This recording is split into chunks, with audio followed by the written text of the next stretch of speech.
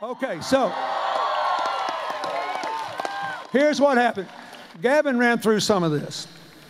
But I was president in the explosion of the technology boom. I came to California and repeatedly said, we got to spread the benefits to everybody. We got to connect to every school. We got to connect to every library. We got to connect to every hospital. We got to bring broadband to rural areas. We got to train and educate people to do this. We doubled investment in education, gave 10 million more people aid to go to college, put millions more people in after school, and we got 22.7 million jobs because we had an invest and grow theory. We also did have arithmetic. We had a pay-as-you-go rule. People ask me, what great, brilliant idea did you bring to Washington to get all those surpluses? And I always say arithmetic. But we had 4 surpluses in a row, and we did pay $600 billion down on the debt. This country would have been out of debt for the first time since 1832 by 2015. But when the Supreme Court made their decision in the presidential election, and for the first time ever, wait a minute, for the first time ever, we had the Republicans, in fairness to them, got a chance to put their ideas into effect. They had the Congress and the White House. So what did they do? Now, you remember this when they talk about how frugal they are. First thing they did was to repeal the pay-as-you-go rule. Then they fought 2 wars, gave the seniors a drug benefit, spent money like crazy, and doubled the debt of the country before the financial meltdown. Now, since the only thing that matters in their economic theory is cutting taxes mostly for people in my income group, I love to say that because I never had any money while I left the White House. They threw 5 tax cuts at me. What did it do? Before the meltdown, we had 2.5 million new jobs, 10% as many as were produced in the previous 8 years.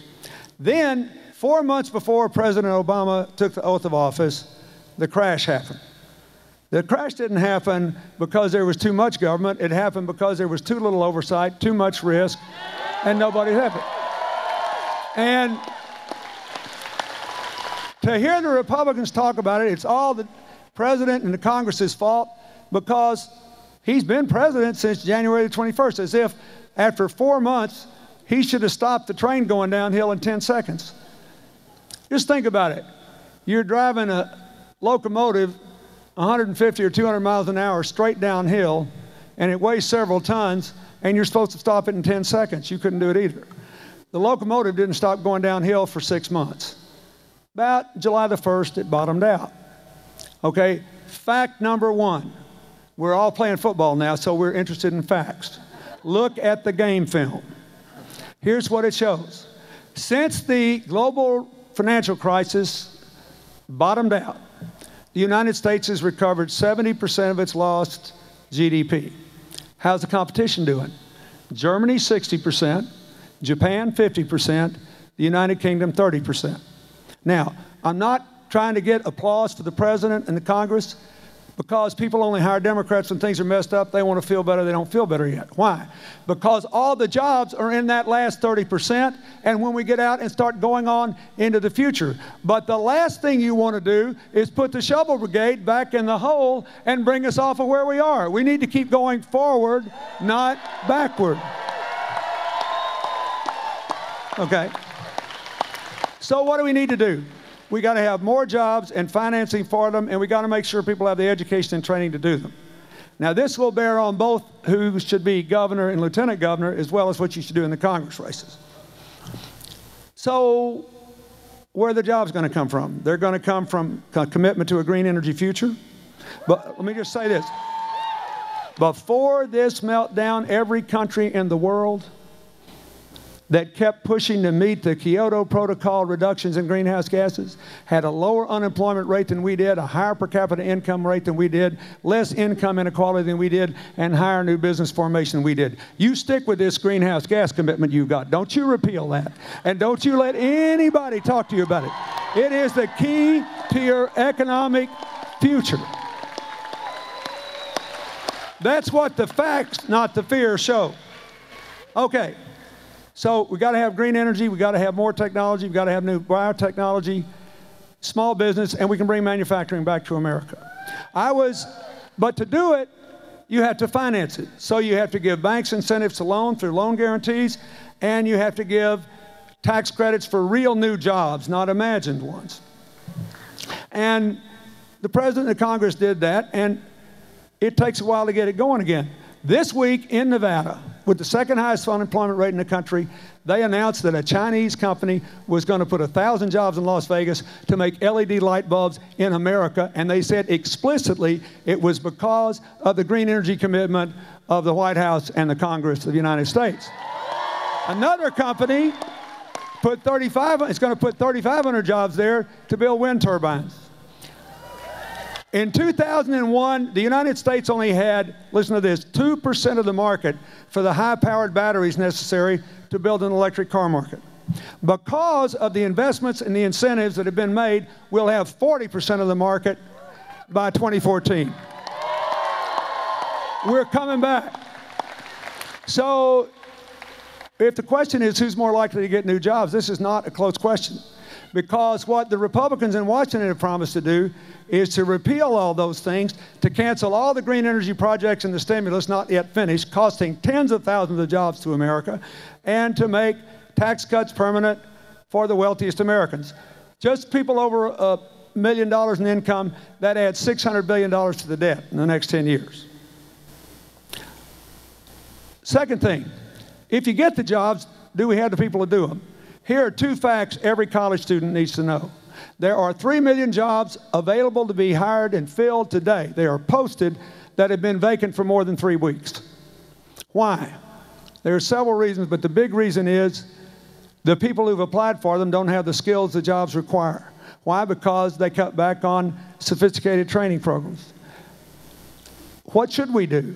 Every month, when Jerry Brown gets elected governor, he should get, every month, he should get a list of every job in California that's been open for 3 weeks or more, and a check from the federal government to train people that he can spend at a community college and a labor program or with the employers every month. That would lower the unemployment rate by 2%. What do the Republicans want to do? Make the tax cuts permanent, repeal health care and add $100 billion to the deficit. Last year, their program, which has let the health insurance companies keep running the country into the ground, led to 5.5 million people losing their health insurance, and 3 million went on Medicaid, aggravating California's budget headaches.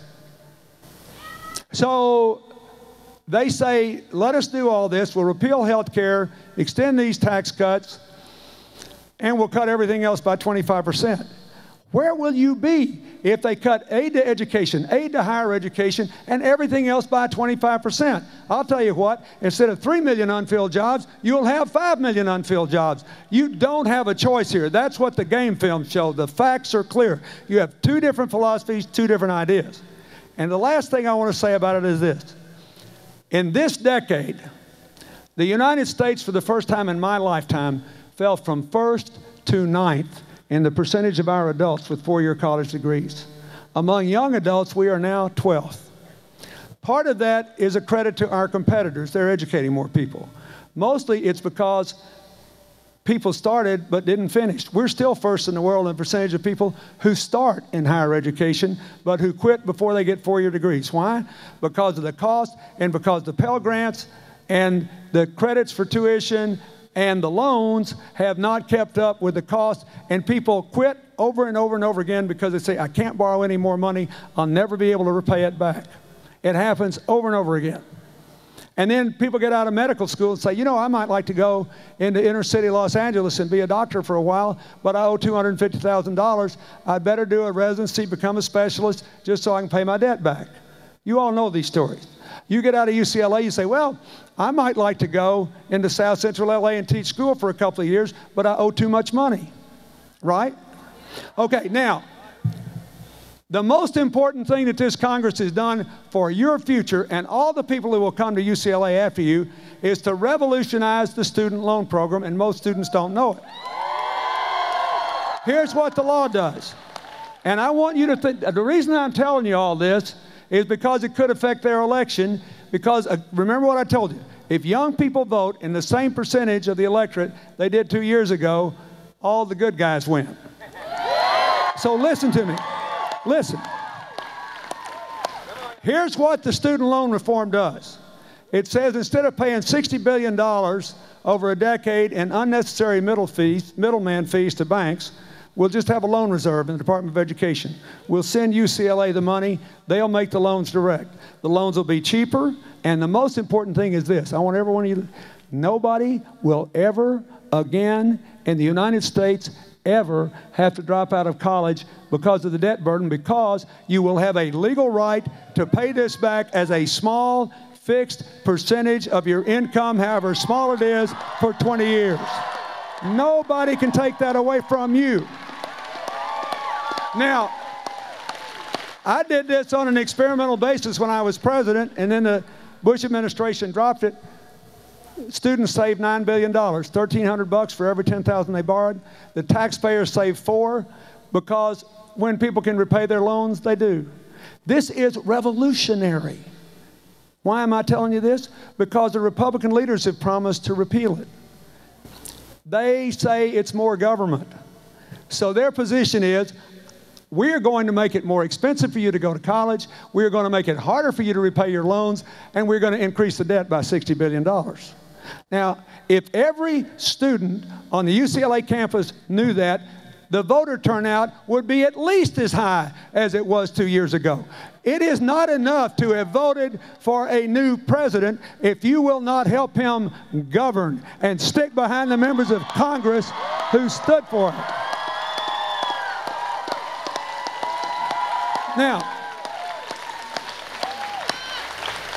okay, so that brings me down to the matter at hand.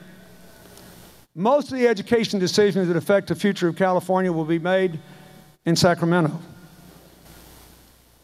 In Sacramento, there can't be any stimulus program that involves deficit spending because even though interest rates are zero, and it might be a good thing, states can't print money. What you must do is pick leaders who know how to be both frugal and in the future business. You got to put California back in the future business.